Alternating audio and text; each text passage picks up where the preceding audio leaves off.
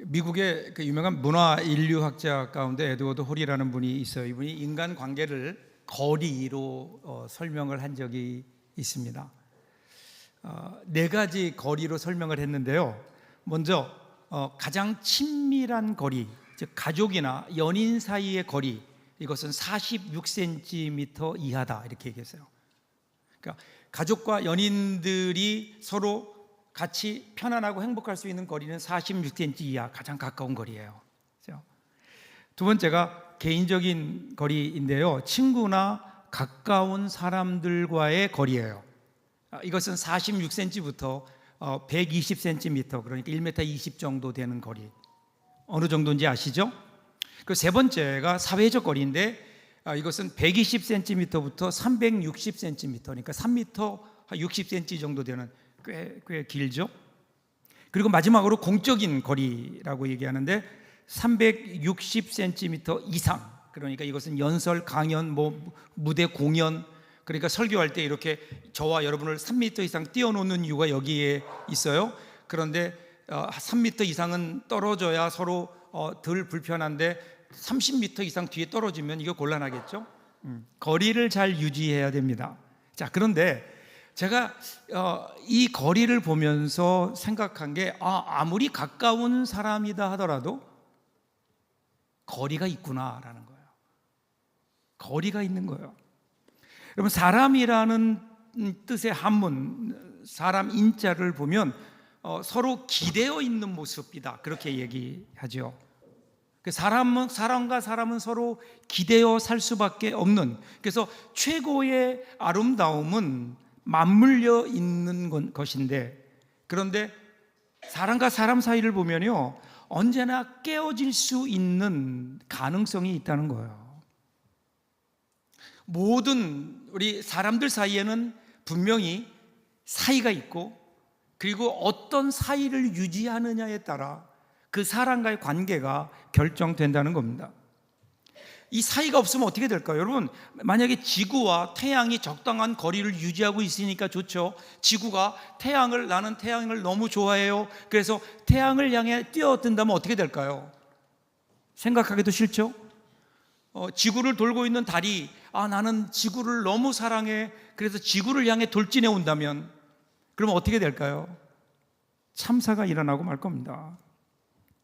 건축의 기둥들도 보세요. 서로 좋은 거리를 유지하며 세워져서 벽과 그리고 천장을, 지붕을 받치고 있는 겁니다. 꽃과 꽃, 나무와 나무 사이에도 적당한 간격이 있죠. 그렇다면 오늘 우리에게도 이 적당한 사이, 간격이 필요하다는 겁니다. 함께 이때 서로 함부로 대하지 않는 예의라고 하는, 사랑이라고 하는 공간과 거리가 필요한 거예요. 이 거리가 있어야 그 안에 하늘과 바람이 이 사이에서 춤추며 늘 신선하게 하는 겁니다. 이것이 여러분 거리의 미학인 거예요. 여러분 어떻습니까? 여러분은 여러분과 여러분이 만나는 모든 사람들 사이에 사이를 잘 유지하고 계십니까? 어떤 사이를 여러분은 지금 가지고 계십니까? 오늘 이런 마음을 가지고 오늘 본문을 한번 같이 보려고 해요. 자, 1절, 2절을 같이 보겠습니다.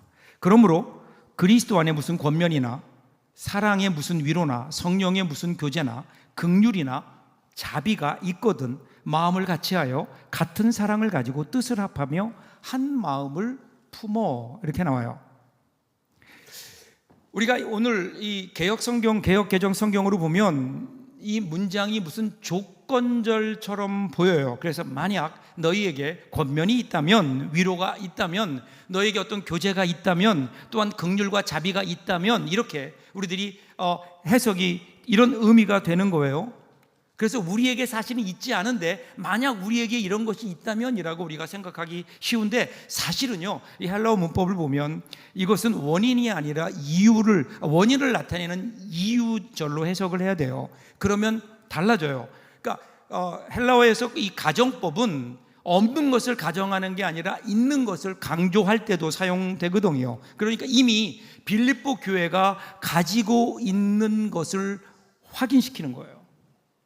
여기서 말했던 네 가지가 만약 너희에게 있다면 너희가 한 마음을 품어야 되지 않느냐가 아니라 이미 너희에게 그것이 있다. 그런데 왜 너희가 한 마음을 품지 못하느냐? 이렇게 지금 사도 바울이 지적하고 있는 거예요. 보세요. 빌립보 교회는 이미 이 사랑의 위로를 받은 교회입니다. 그리스도의 사랑을 받았어요. 원래는 진노의 자녀들이었는데, 그런데 그들이 그리스도의 사랑으로 말미암아 이제 하나님의 자녀가 되었다고요.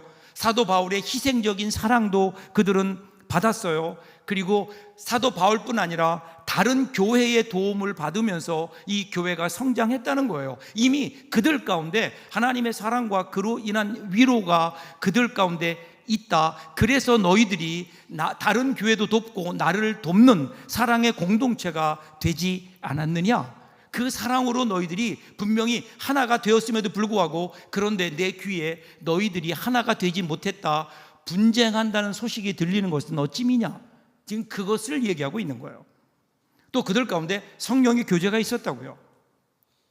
그럼 어떻게 사람이 하나가 될 수 있겠어요? 이게 여러분 불가능한 일이거든요. 기질도 달라요, 취향도 달라요, 삶의 스타일도 달라요, 인생의 목적과 인생의 가치관도 달라요. 그런 사람들이 한자리에 모여서 하나가 되어서 하나님께 예배드렸다, 이것은요 불가능한 일인데 어떻게 그렇게 되었는가? 하나님이 우리 가운데 계시기 때문이 아니냐라는 거예요. 성령의 교제가 우리 가운데 있기 때문에 너에게도 있고 나에게도 있는 것, 공통점이 있다면 그것은 한 성령이 우리 가운데 계셔서 우리를 하나로 이어주기에, 그래서 우리가 하나가 된 것 아니냐. 그래서 도저히 서로 함께 어울릴 수 없었던 이방인과 유대인들이 한자리에 모여서 예배드리고, 종과 노예가, 주인과 노예가 함께 예배드릴 수 있는 하나 되는 공동체를 이룬 것 아니냐. 성령의 교제로 말미암아 그렇게 된 것 아니냐. 그런데 빌립보 교회 너희가 너 그 하나됨을 잃어버렸구나. 지금 빌립보 교회를 보면 갈등 상황에 있어요. 갈등의 정확한 이유는 알 수 없지만 그 분위기는 빌립보서 4장 2절에 보면 나오는데요. 이렇게 나와요. 내가 유오디아를 권하고 순두개를 권하노니 주 안에서 같은 마음을 품어라. 그러니까 유오디아와 순두개는 빌립보 교회의 아주 유력한 여성 지도자들로 보입니다. 그런데 이들이 같은 마음을 갖지 못했던 것 같아요. 서로 다른 마음. 쉽게 말씀드리면 오늘날 우리 교회로 따져보면 유권사님과 순권사님이 둘 사이에 서로 마음이 하나가 안 된 거예요. 교회의 지도자들 사이에 마음이 안 된 거예요. 그래서 교회가 갈등이 생겼다라는 거예요. 유권사님은 안 되겠네요. 왜 저희 교회 권사님 가운데 유권사님이 계시거든요. 그래서 그냥 유오디아 권사님 이렇게 얘기하겠습니다. 갈등, 서로 간에 하나 되지 못하고 갈등이 생겼다. 우리말 큰 사전을 보면 갈등이 뭐냐? 칡덩쿨과 등나무 덩쿨의 얽힘과 같이 일이 뒤얽히어 풀기 어렵게 된 상태를 말하는 거예요. 근데 우리가 살다 보면요, 이 세상에 갈등들이 많아요. 남편과 아내의 갈등, 부모와 자녀의 갈등, 갈등들이 얼마나 많나요? 그 이유는 어디에 있을까요? 다르기 때문인 거예요. 서로 다르기 때문에. 그래서 이 안에 있는 갈등들, 그러면 이 갈등들을 어떻게 해야 되느냐? 사도 바울이 먼저요 3가지 해법을 제시해요.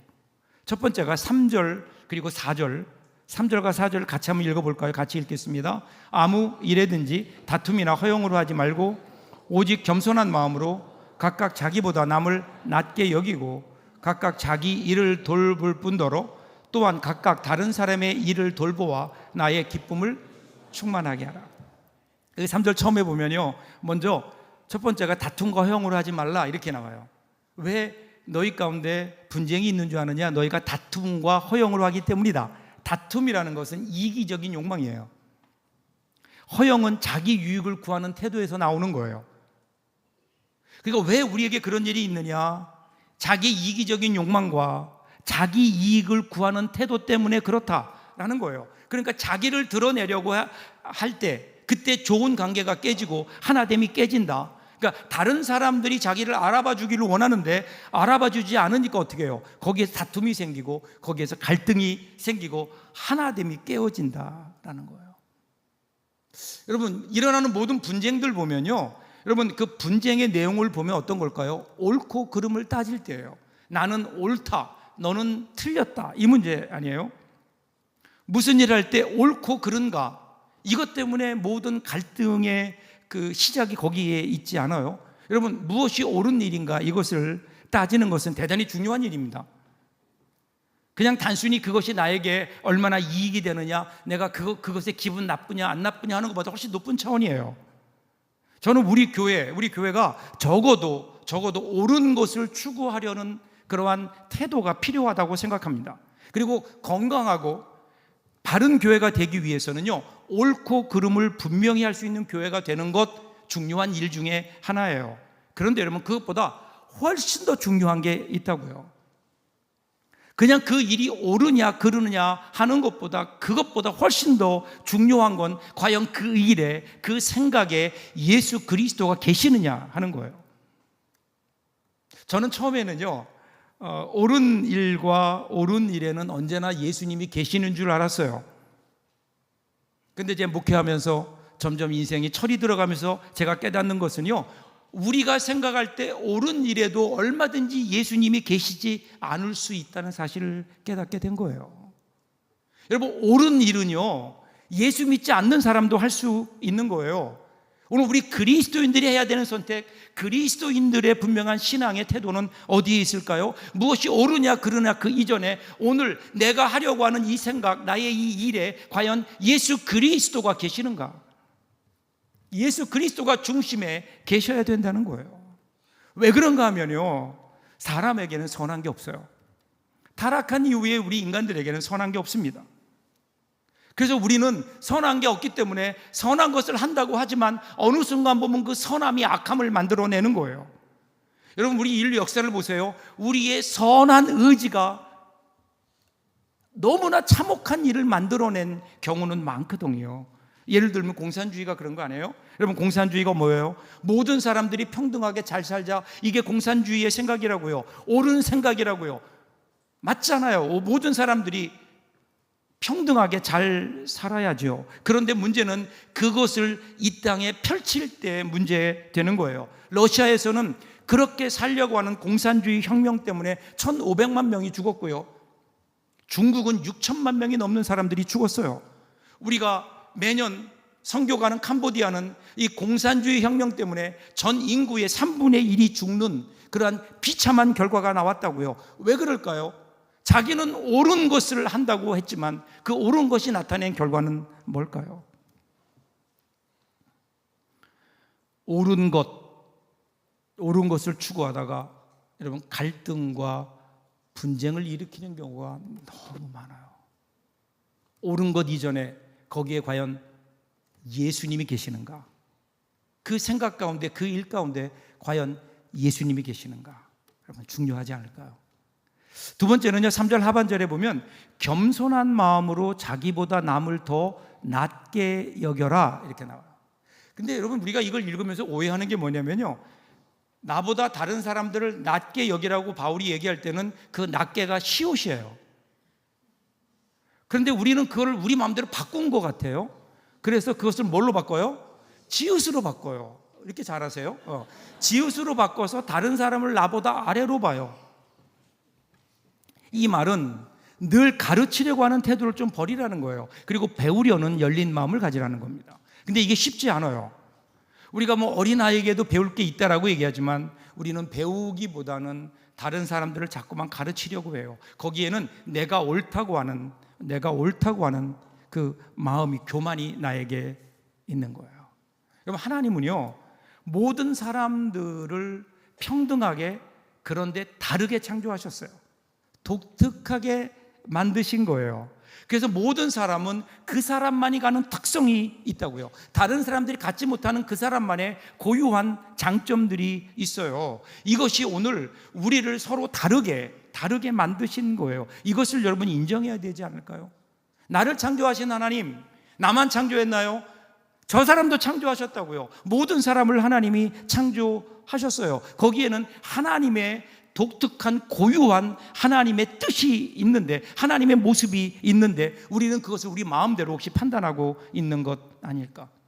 내 생각으로, 내가 가지고 있는 것이 맞다고 하는 생각으로 다른 사람들을 판단해요. 그러니까 여기에 어떻게 돼요? 다툼이 있고 분쟁이 일어난다고요. 그 세 번째는요, 4절이에요. 각각 자기 일을 돌아볼 뿐더러 또한 각각 다른 사람들의 일을 돌보아 나의 기쁨을 충만하게 하라. 여러분, 우리는요 자기 일에는 빨라요. 그런데 다른 사람들을 돌볼 여유가 없는 거예요. 나만 바라보고 살아요. 그냥 매일 나만 바라보고 내 문제, 내가 가지고 있는 여러 가지 일들만 바라보다가 다른 사람들을 바라보지 못하니까 다른 사람들이 눈에 들어오지 않아요. 여러분, 사람을 사랑하게 되는 것은 그 사람에게 관심을 가지고 그 사람을 향하여 내 마음을 열고, 그리고 그 사람의 그 말을 듣기 시작할 때 그때 거기서 공감이 일어나고 거기에서 여러분 사랑이 되는 것 아니에요? 그 사람을 이해할 수 있는 거 아니에요? 근데 우리 눈이 나만을 향하고 있는 것이 아닐까? 사도 바울이 이렇게 세 가지를 얘기해요. 겸손하게 다른 사람들 인정하고 다투지 말고 너만 생각하지 말고 다른 사람들을 돌보면서 그래야 너희가 하나가 되지 않겠느냐, 이렇게 얘기한다고요. 우리도 이미, 여러분, 우리가 이미 알고 있는 것 아니에요? 이미 우리는 알고 있어요. 문제는 과연 이 일이 우리에게 가능한가 하는 거예요. 우리가 하나 되는 방법을 몰라서 지금 우리가 서로 갈등하고 있을까요? 누구나 다 어떻게 하면 하나가 되는지 알고 있다고요. 누구나 다 그 방법은 알고 있어요. 그런데 아무도 그걸 실천하지 않아요. 왜 그럴까요? 우리에겐 그것을 행할 능력이 없는 것 같아요. 지난주에 제가 책을 읽는데 재밌는 어린이 동화가 하나 있어요. 깊은 산속에 토끼 형제가 살고 있었어요. 이 토끼 형제가 너무 사이가 좋아서 한 번도 싸운 적이 없어요. 언제나 먹이를 구해오면 같이 먹이를 나누어 가지고 서로 사이좋게 나누어 먹는. 한 번은 그 형 토끼가 인가에 가서 먹을 것을 구해 왔어요. 그래서 같이 먹은 다음에 배가 부르니까 심심해졌어요. 그래서 그 형이 그랬어요. 야, 우리 심심한데 우리 게임하고 놀까? 그러니까 형님, 무슨 게임을 할까요? 그래, 야, 내가 사람 사는 동네 가보니까 종종 싸움이라는 걸 하더라. 너무 재밌어 보이던데 우리도 한번 싸움놀이 한번 하자. 그래서 이제 싸움놀이를 하는 거예요. 도토리 하나를 가지고 싸움을 했어요. 형이 동생에게 얘기하기를, 야, 동생아, 네가 이 도토리를 가지고 있어. 그리고 형이 이렇게 얘기하는 거예요. 야, 그 도토리 내 거야. 이리 내. 그랬더니 이 동생 토끼가, 예, 형님, 여기 있어요. 그러니까 형이 답답한 거예요. 야, 싸움은 그렇게 하는 게 아니야. 내가 가지고 있을 테니까 네가 달라고 해봐. 그 도토리를 자기가, 형이 가졌어요. 그러니까 동생이, 형님, 도토리 이리 줘요. 내 거예요. 그랬더니 형님이 뭐라 그래요? 이거 내 거야, 안 줄 거야, 이러는 거예요. 그러니까 동생이 뭐라 그래요? 알았어요, 형님 가지세요. 그러니까 형이 뭐라 그래? 야, 인마, 그게 아니라고. 하루 종일 싸움을 가리켰는데 안 되는 거예요. 그래서 그 토끼 형제는 지금까지도 안 싸우고 행복하게 살고 있대요. 꿈 같은 이야기잖아요. 알고 있잖아요. 어떻게 하면 우리가 하나가 되는지 알고 있잖아요. 그런데 왜 안 될까요? 왜 우리는 분명히 하나가 되면 좋고 되는 방법도 알면서 우리는 왜 하나가 되는 그 일을 하지 못할까요? 그래서 사도 바울은요 5절로 이어가요. 5절 같이 한번 읽을까요? 같이 읽겠습니다. 너희 안에 이 마음을 품으라. 곧 그리스도 예수의 마음이니. 저는 우리말 성경 중에 이 말씀만큼 번역을 잘한 구절이 없다고 생각해요. 품는다. 이 품는다는 것은요, 무언가를 안으로 모셔 들여서 간직하는 거예요. 여러분은 무엇을 품고 계십니까? 내 안에 있는 게 아니라고요. 내 안에 있는 게 아니에요. 밖에 있는 어떤 것을 내 안으로 받아들여서 내가 간직하는 거라고요. 이게 신앙이에요. 여러분, 우리 신앙의 오해가 어디 있는 줄 아세요? 우리 신앙의 오해가요, 내 안에 있는 어떤 것, 내 마음에 있는 더러운 것들을 갈고 내가 닦아서 그래서 깨끗하게 만드는 거라고 생각한다고요. 여러분, 신앙은 그런 게 아니라니까. 여러분, 신앙을요, 어느 순간 우리는 내 안에 있는 악한 의지를 꺾어버리고 내 안에 있는 선한 의지를 다시 일으켜 세워서 그 선한 의지를 가지고 내가 뭔가 선한 일을 하고 좀 더 좋은 사람이 되고 좀 더 착한 사람이 되고 거룩한 사람이 되는 거라고 생각해요. 근데 성경은 한 번도 그렇게 우리에게 이야기한 적이 없다고요. 우리 안에 선한 게 없는데 뻔히 우리가 어떻게 하면 될 것을 알면서 그것을 하지 못하는 우리의 연약함, 우리의 죄성이 있는데 어떻게 우리가 그 일을 하냐고요. 그 일을 하는 방법은 딱 하나예요. 뭐라고요? 예수 그리스도의 마음을 품는 거라고요. 우리의 마음을 바꿔버리는 거라고요. 내 마음 가지고 안 되기 때문에 우리는 하나님 앞에, 하나님 내 마음 가지고는 도저히 내가 그 일을 이룰 수 없습니다. 예수 그리스도의 마음을 나에게 주옵소서. 그 예수 그리스도의 마음을 품을 때 비로소 우리는 이 일이 가능하지 않을까요? 그게 구체적으로 어떤 걸까요? 마음을 품는다는 게. 구약 사무엘상 20장에 보면요, 두 명의 사람이 등장해요. 다윗과 요나단이에요. 여러분, 다윗과 요나단은 그 우정으로 유명하잖아요. 근데 사실 두 사람의 관계는 그렇게 친구가 될 수 있는 관계가 아니에요. 요나단은 누구죠? 사울 왕의 아들이에요. 그러니까 사울 왕을 이어서 왕위를 이어받을 왕자였다고요. 다음번 왕이 될 넘버원. 다윗은 선지자 사무엘을 통해서 하나님께 기름 부음 받은 왕으로 세워진 사람이에요. 여러분, 지금 한 나라에 왕이 될 사람이 두 사람이 있는 거예요. 하나는 왕자로 합법적인 왕이 될 자와 선지자를 통해서 하나님이 선택한 왕, 이 두 사람 중에 한 명만 왕이 되는 거예요. 그럼 나머지는 어떻게, 한 사람은 어떻게 될까요? 위험해지는 거예요. 분명히 정적이에요. 서로 죽고 죽이는 싸움이 있을 법한데 다윗과 요나단 사이는 그렇지 않았잖아요. 서로 사랑했어요. 자기 생명을 사랑한 같이 다윗을 사랑했다고요. 어떻게 그럴 수 있었을까요? 20장, 사무엘상 20장 23절 같이 한번 읽어볼까요? 같이 읽습니다. 너와 내가 말한 일에 대하여는 여호와께서 너와 나 사이에 영원토록 계시느니라 하니라. 다윗과 요나단, 이 좋은 친구 사이에, 그 친구 사이에 누가 계셨다고요? 하나님이 계셨다고요. 여러분, 다윗과 요나단 사이에 하나님이 계셨기 때문에 두 사람이 우정이 가능했다고요. 저는 이 말씀을 읽으면서 그래 두 사람 사이에 하나님이 계셨구나. 그렇다면 오늘 우리의 사이가 행복한 사이가 되려고 하면 당신과 나 사이에 하나님이 계셔야 되지 않을까?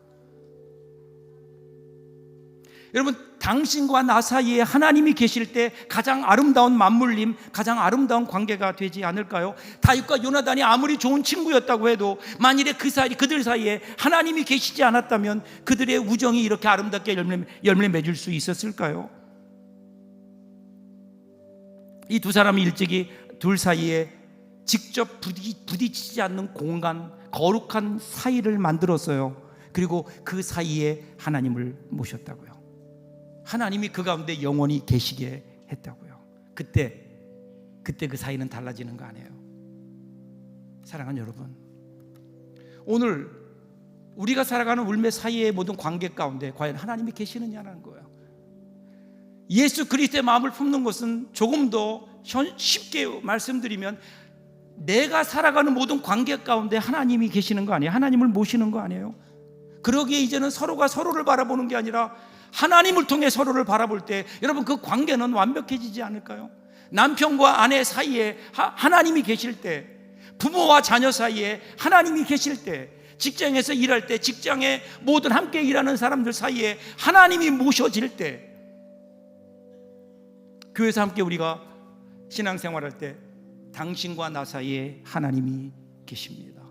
그래서 하나님을 통해 서로를 바라볼 때 그때 여러분, 거기에 다른 관계가 펼쳐지지 않을까요? 이것이 여러분 거룩한 상갑 관계예요.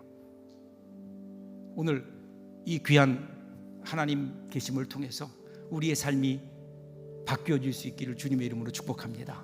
더 이상 갈등과 분열이 아니라 하나님이 주시는 하나된 평안을 누리며 살아가는 이번 한 주간 동안 여러분과 여러분 가정, 여러분 직장, 여러분 삶 속에서 그 가운데 계시는 하나님으로 말미암아 우리의 삶이 평화롭고 기쁘고 이 땅에 하나님 나라를 누리며 살아가는 저와 여러분들 될 수 있기를 주님의 이름으로 기대하며 축복합니다. 기도하겠습니다.